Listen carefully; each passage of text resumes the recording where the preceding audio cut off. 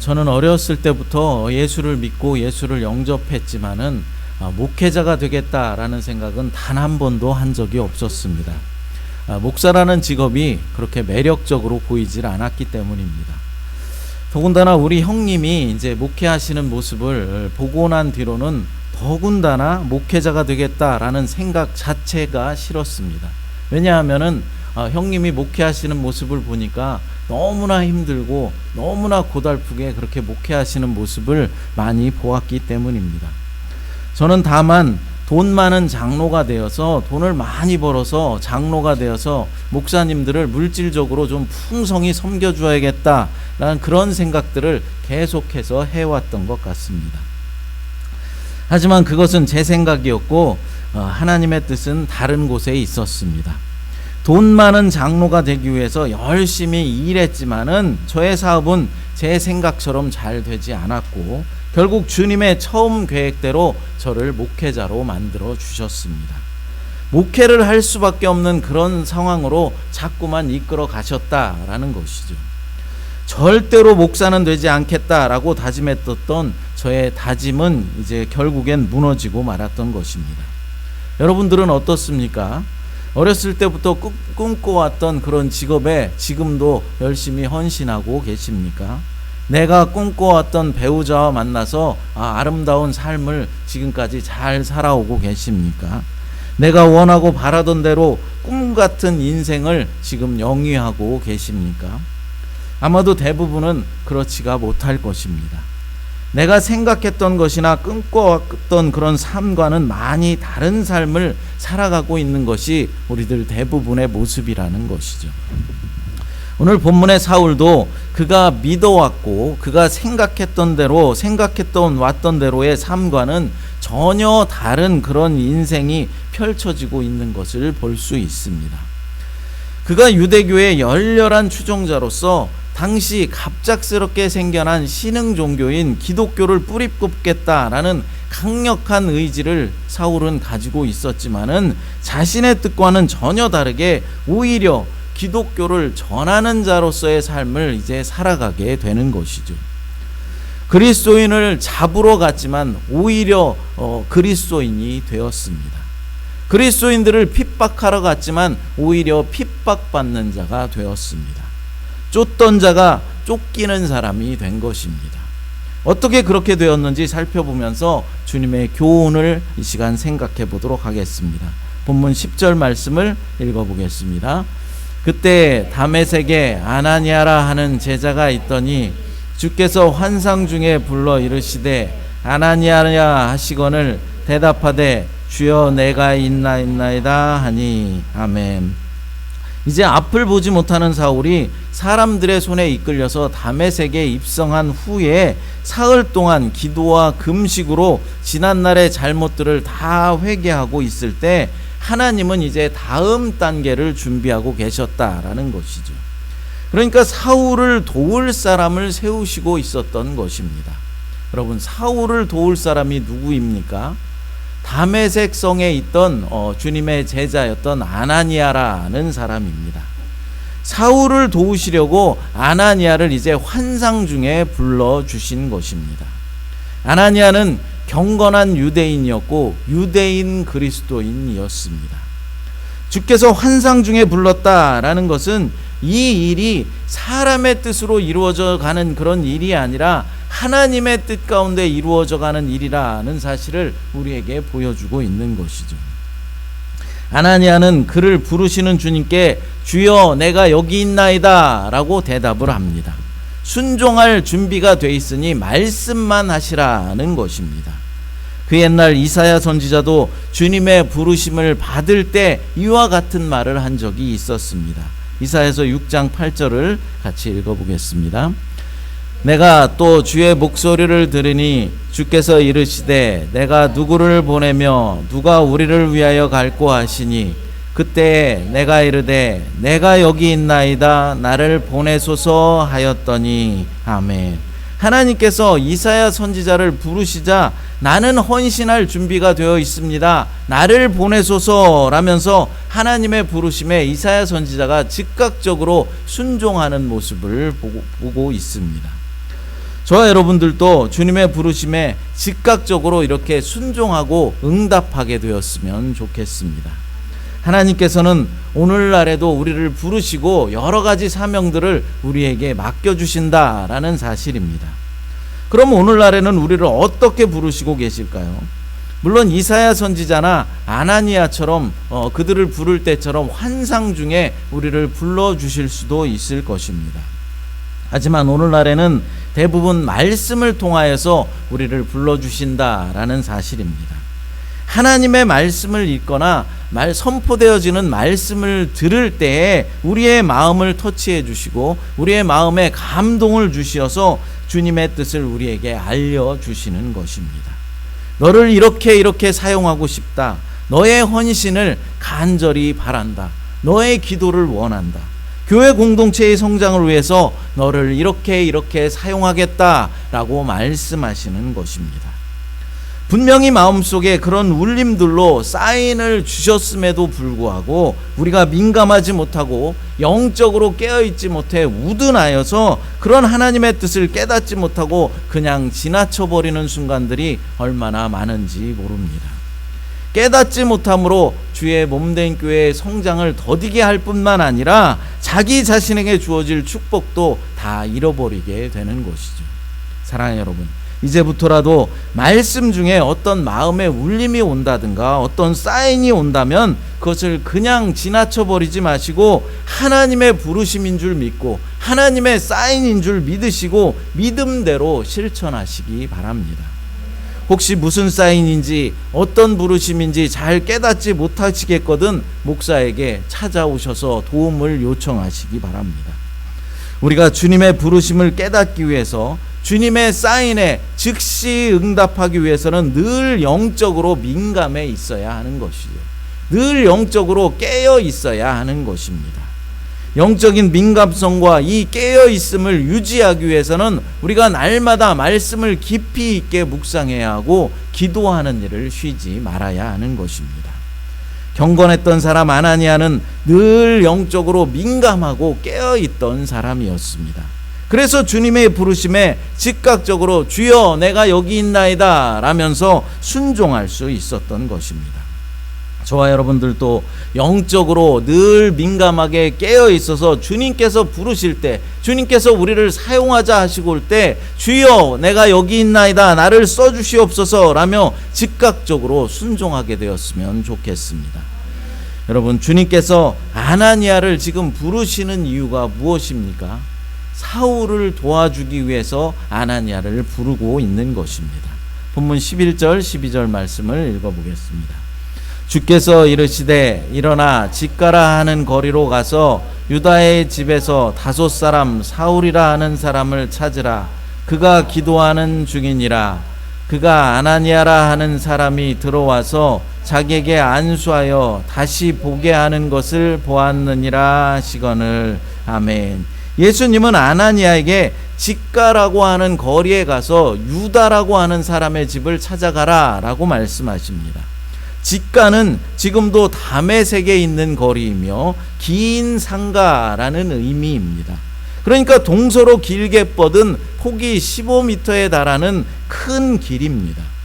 당시 이 거리에 집을 소유하고 있었다라는 것은 그 도시 최고의 부유층에 속한 사람이었습니다. 그러므로 이 유다라는 사람은 상당한 재력가였고 그의 이름으로 볼 때 이 사람이 유대인이었다라는 사실을 알 수 있는 것이죠.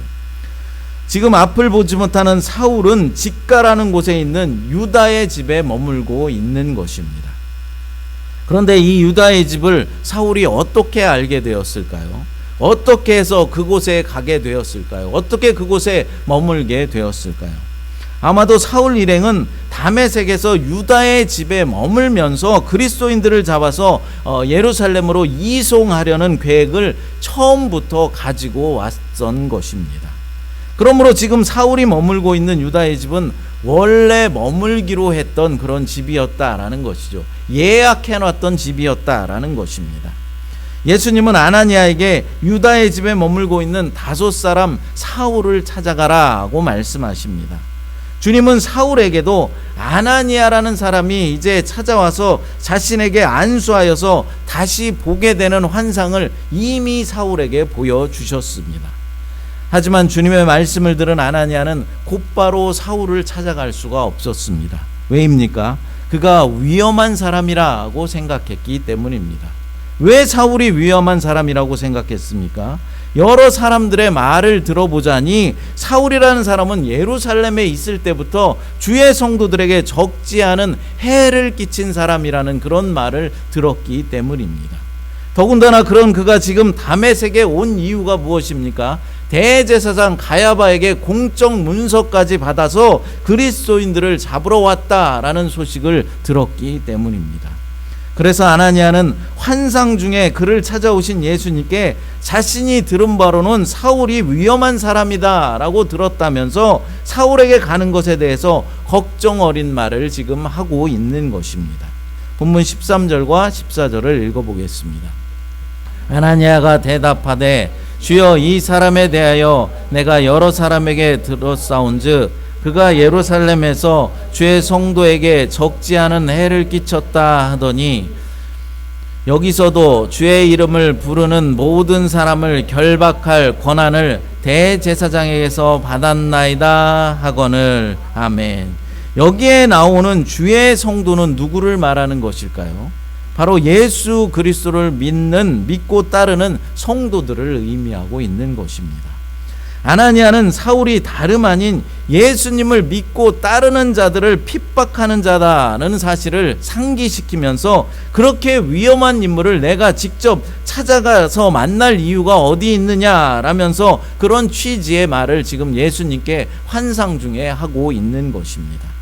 아나니아도 사울에게 잡히면 예루살렘으로 끌려갈 그런 상황인 것이죠. 예수님은 이렇게 우려하고 있는 아나니아에게 전후 사정 이야기를 전혀 하지 않고 그냥 가라고만 하십니다. 본문 15절 읽어보겠습니다. 주께서 이르시되 가라, 이 사람은 내 이름을 이방인과 임금들과 이스라엘 자손들에게 전하기 위하여 택한 나의 그릇이라. 아멘. 며칠 전에 내가 사울을 만났고 그가 이제 회심했다라는 말을 아나니아에게 전해 주었으면 좋을 텐데 주님은 그런 말 한마디를 하지 않으시고 그냥 가라고만 하시는 것입니다. 내가 이런저런 말을 하지 않더라도 너는 그냥 나를 믿고 내 말을 따르라 라는 것이죠. 여러분, 주님은 지금도 우리에게 아나니아와 같이 아무 말씀도 주시지 않으면서 그냥 가라, 그냥 믿어라, 그냥 행하라 라고 말씀하실 때가 많다라는 사실입니다. 물론 성경 말씀을 통하여서 우리에게 알려주시기도 하시지만 대부분 우리가 깨닫지 못하는 경우들이 많이 있는 것이죠. 예수님이 행하셨던 기적들에 대해서 자세하게 과학적으로 우리가 이해하기 쉽도록 설명을 해주면 좋을 텐데 그렇게 하지 않으시고 그냥 믿어라고만 하십니다. 우리가 전도를 할 때도 사실 어떻게 전도해야 할지 잘 몰라서 당황할 때가 많은데 전도는 이렇게 하는 것이다 라고 알려주시면 좋을 텐데 그렇게 하지 않으시고 그냥 가서 전하라고만 하십니다. 우리가 교회를 운영하는 것도 주님께서 정확하게 어떤 폼을 만들어 주시고 교회 운영 지침서와 같은 것을 만들어 주시면 그것에 맞춰서 교회를 운영해 나가면 좋을 텐데 그렇게 하지 않으시고 그냥 교회를 세워라, 그냥 행하라고만 하시는 것입니다. 그럼 주님은 왜 그렇게 하시는 것일까요? 그것은 우리에게 믿음을 요구하고 있는 것입니다. 어떤 자세한 설명이 없어도 그냥 나를 믿을 수 있어야 한다라는 것이죠. 과학적인 근거가 없어도 나를 따를 수 있어야 한다라는 것입니다. 여러분, 믿음이라는 것이 무엇일까요? 보이는 것을 믿는 것이 믿음입니까? 아닙니다. 지금 이 앞에 꽃꽂이가 아름답게 장식이 되어 있습니다. 여러분, 이 앞에 꽃꽂이가 있다라는 사실을 믿는 것이 믿음일까요? 아닙니다. 그것은 그냥 사실입니다. 그럼 이 강대상 안에 헌금 바구니가 있습니다 라는 말을 믿는 것이 믿음이겠습니까? 믿음일 수 있습니다. 하지만 그것은 완벽한 믿음이라고 말할 수 없는 것이죠. 왜입니까? 여러분들이 이미 이 강대상 안에 헌금 바구니가 있다라는 사실을 알고 있고 또 보았기 때문입니다. 그럼 어떤 것이 진정한 믿음입니까? 보지 못하고 믿는 것이 진정한 믿음입니다. 전혀 경험이 없지만 한 번도 접해본 적이 없지만은 믿는 것입니다. 요한복음 20장 29절 말씀을 읽어보겠습니다. 예수께서 이르시되 너는 나를 본고로 믿느냐? 보지 못하고 믿는 자들은 복되도다 하시니라. 아멘. 여러분, 지금 이 상황이 어떤 상황에서 예수님께서 말씀하신 것입니까? 부활하신 예수님께서 안식 후 첫날 저녁에 제자들이 모여있는 곳에 찾아오셔서 제자들에게 평강을 빌어주셨습니다. 하지만 그때 제자 중에 도마라는 제자는 그들과 함께 있지 않았습니다. 아마 다른 급한 볼일이 있었나 봅니다.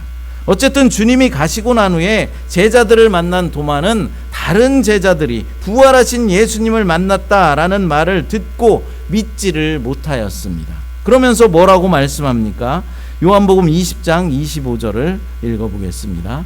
다른 제자들이 그에게 이르되 우리가 주를 보았노라 하니 도마가 이르되 내가 그의 손에 못자국을 보며 내 손가락을 그 못자국에 넣으며 내 손을 그 옆구리에 넣어보지 않고는 믿지 아니하겠노라 하니라. 아멘. 예수님의 손에 못자국을 내가 보고 옆구리에 창자국을 내가 만져봐야 믿겠다라고 말하는 것입니다. 내 눈으로 직접 보아야 믿는다라고 말하고 있는 것이죠. 그로부터 8일이 지난 후에 부활하신 예수님께서 다시 제자들에게 나타나셨습니다. 다행히도 의심 많은 도마 그때 함께 있었습니다. 예수님은 도마에게 내 손에 못자국을 보고 내 옆구리에 창자국을 만져봐라 라고 말씀하시면서 나를 본고로 믿느냐? 보지 못하고 믿는 자들이 복되도다 라고 말씀하시는 것입니다.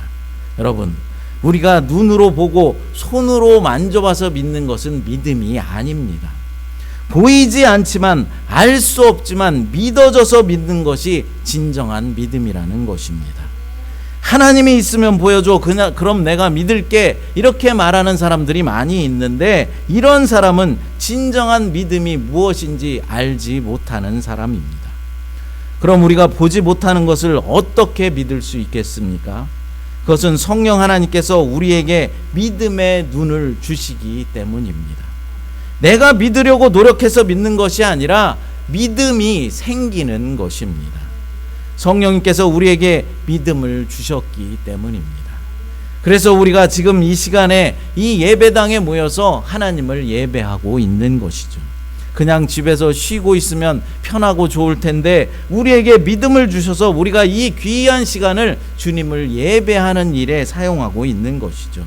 하나님이 믿어지기 때문입니다. 우리뿐만이 아니라 전 세계 곳곳에서 지금 이 시간 살아계신 하나님을 찬양하며 예배하는 사람이 얼마나 많이 있는 줄 아십니까? 적어도 32억 명이 넘는 사람들이 동시에 하나님을 찬양하고 예배하고 있다라는 사실입니다. 살아계신 하나님께서 그들 모두에게 믿음을 주셨기 때문입니다. 그래서 보이지 않는 하나님께 찬양하며 예배를 드리는 것입니다. 여러분들에게도 보이지 않는 주님이 믿어지는 그런 놀라운 은혜가 있게 되시기를 간절히 바랍니다. 부활하신 예수님은 아나니아에게 별다른 설명의 말씀도 하지 않고 그냥 가라고만 하십니다. 그 대신에 예수님은 사울이 앞으로 어떻게 쓰임받게 될 것이다에 대해서 두 가지로 말씀하시는데 뭐라고 말씀하고 있습니까? 첫째로는 사울은 예수님의 이름을 이방인과 임금들과 이스라엘 자손들에게 전하기 위해 택함받은 그릇이다 라고 말씀하십니다. 여기서 이방인이 가장 먼저 나오고 있습니다. 근데 사실 사도행전 1장 8절에 보면은 이방인, 그러니까 땅끝이 가장 나중에, 복음 전파가 가장 나중에 되는 것으로 나오고 있습니다. 사도행전 1장 8절을 읽어보겠습니다. 오직 성령이 너희에게 임하시면 너희가 권능을 받고 예루살렘과 온 유대와 사마리아와 땅끝까지 이르러 내 증인이라 되리라 하시니라. 아멘. 땅끝이 복음 전파의 가장 마지막입니다. 그럼 왜 이렇게 다른 것일까요? 이것은 사울이 가장 우선적으로 복음을 전해야 할 대상이 바로 이방인들이기 때문입니다.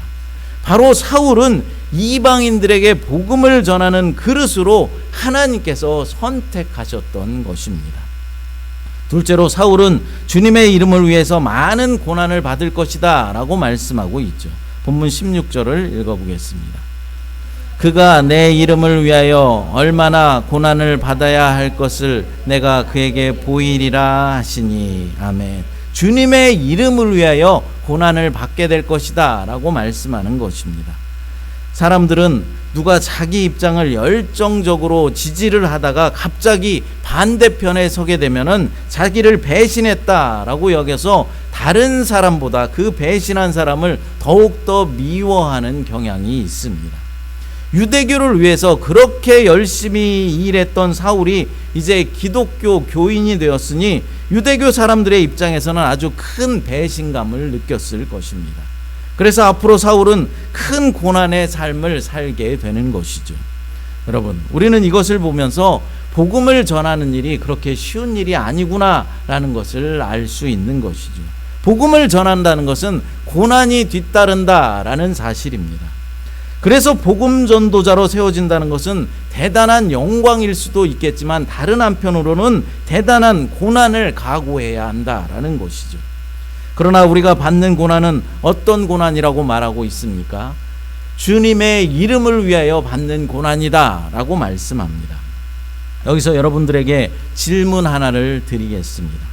여러분들은 과연 주님의 이름을 위하여 고난받은 적이 있으십니까? 주의 복음을 전하면서 핍박받은 적이 과연 있으십니까? 만약 고난받고 핍박받은 적이 있으시다면, 단 한 번이라도 있으시다면 여러분들은 주의 자녀임이 분명합니다. 그래서 오히려 고난과 핍박을 감사해야 하는 것이죠. 왜입니까? 여러분들이 확실한 하나님의 자녀이기 때문입니다. 하지만 단 한 번도 주님의 이름 때문에 고난당하거나 주님의 복음을 전하면서 핍박받은 일이 단 한 차례도 없다라고 한다면 문제가 있는 것입니다. 난 예수 믿으면서 늘 기쁘기만 했고 늘 고난이 없었고 아무런 문제도 없었습니다. 이렇게 말한다면 그것은 자신 스스로가 주의 자녀가 아님을 스스로 고백하는 일일 것입니다. 그러므로 우리는 고난과 핍박을 두려워할 필요가 없는 것이죠. 오히려 주의 복음을 전하기에 애쓰고 힘쓰면서 핍박받아야 하는 것입니다. 어떤 분들은 다른 사람들을 좀 배려한답시고 그렇게 가까운 친구임에도 불구하고 예수 믿으라고, 우리 교회 한번 나와보라고 단 한 번도 권하지 않는 그런 사람도 있습니다. 핍박받는 것이 두렵기 때문이죠. 관계가 끊어지고 깨질까 봐서 그렇습니다. 물론 무턱대고 교회 나오라고, 교회 예수 믿지 않으면 지옥에 간다라고 예의 없이 들이대는 것은 잘못입니다. 하지만 그렇다고 너무나도 조심스럽게 1년이 지나도 단 한 번도 복음의 말을 전하지 않고 단 한 번도 전도의 말을 하지 않는다는 것은 더 큰 잘못이다라는 것입니다. 예수를 전하고 복음을 전할 때는 과감하게 핍박을 각오하고서라도 전해야 하는 것입니다. 사울은 고난받는 복음 전도자였습니다. 그러나 그 고난은 주님의 이름을 위하여 받는 고난이었습니다. 우리도 주님의 이름을 위하여 기꺼이 고난받는 자리에 서야 하는 것입니다. 그렇게 되시기를 간절히 바랍니다. 본문 17절과 18절을 읽어보겠습니다. 아나니아가 떠나 이 집에 들어가서 그에게 안수하여 이르되, 형제 사울아, 주 곧 내가 오는 길에서 나타나셨던 예수께서 나를 보내어 너로 다시 보게 하시고 성령으로 충만하게 하신다 하니, 즉시 사울의 눈에서 비늘 같은 것이 벗겨져 다시 보게 된지라. 일어나 세례를 받고. 아멘. 예수님의 말씀을 들은 아나니아는 이제 사울이 머물고 있는 직가라는 곳에 가서 유다의 집으로 찾아갑니다. 그리고 사울을 형제라고 부르면서 안수를 해주죠. 사울을 형제라고 부른 이유가 무엇이겠습니까? 이제 그가 지난 사흘 동안 기도하면서 회개하였고 예수님을 영접하였기 때문입니다. 이제 완전한 그리스도인이 된 것입니다. 아나니아가 안수하자 곧바로 사울의 눈에서 비늘 같은 것이 벗겨져서 이제 다시 보게 됩니다. 무언가 그의 시야를 방해하던 것이 떨어져 나간 것이죠. 사울은 이제 잠시 후에 다메섹에서 그리스도의 복음을 선포하는 사역을 시작할 것입니다. 주님의 일꾼으로 이제 쓰임받기 시작한 것이죠. 사랑하는 여러분, 오늘 본문의 말씀 속에서 우리가 기억해야 할 말씀이 세 가지가 있습니다. 첫 번째로 주님께서 우리를 쓰시겠다라고 부르실 때 주여 내가 여기 있나이다, 나를 사용하여 주옵소서라고 순종할 수 있어야 한다라는 것입니다. 늘 말씀과 기도로 영적으로 민감하게 깨어 있어서 주님의 말씀에, 주님의 부르심에 즉각적으로 순종하게 되시기를 간절히 바랍니다. 둘째로 주님이 우리를 부르시거나 우리를 사용하실 때 우리의 믿음을 요구하신다라는 사실을 알아야 합니다. 어떤 자세한 설명이 없어도 그냥 믿을 수 있어야 합니다. 과학적인 근거가 없어도 믿을 수 있고 따를 수 있어야 합니다. 내가 이런저런 말을 하지 않더라도 너는 그냥 나를 믿고 나의 말을 따르라 라는 것입니다. 여러분, 보이지 않는 하나님을 믿는 것이 진정한 믿음이기 때문입니다. 셋째로 주님의 이름을 위하여 기꺼이 고난받는 자리에 설 수 있어야 하는 것이죠. 주의 복음을 전하면서 받는 고난을 오히려 축복으로 생각하며 감사하게 되시기를 간절히 축복합니다. 이 시간 찬양 주님 다시 오실 때까지 부르시고 함께 통성으로 기도하도록 하겠습니다. 주님 감사합니다. 오늘 아나니아를 부르셔서 사울을 돕게 하신 말씀을 통하여서 은혜를 주시니 감사합니다. 하나님, 주님께서 우리도 부르셔서 여러 가지 사명을 맡기실 텐데 늘 영적으로 민감하게 깨어 있으므로 주님께서 부르실 때 주님 내가 여기 있나이다, 나를 사용하여 주옵소서라며 순종할 수 있도록 준비된 믿음을 허락하여 주시옵소서. 또한 자세한 설명이 없이 믿어지지 않는 이 일을 행하라고 하실 때도 순종으로 우리의 믿음을 증명할 수 있게 도와주시고 주님의 이름을 위하여 받는 핍박을 오히려 축복으로 생각하며 기꺼이 주님의 남은 고난에 동참할 수 있는 우리 새마음교회 모든 성도들이 될 수 있도록 하나님 축복하여 주시옵소서. 역사하여 주심을 믿사옵고 거룩하신 예수님의 이름으로 기도드리옵나이다. 아멘.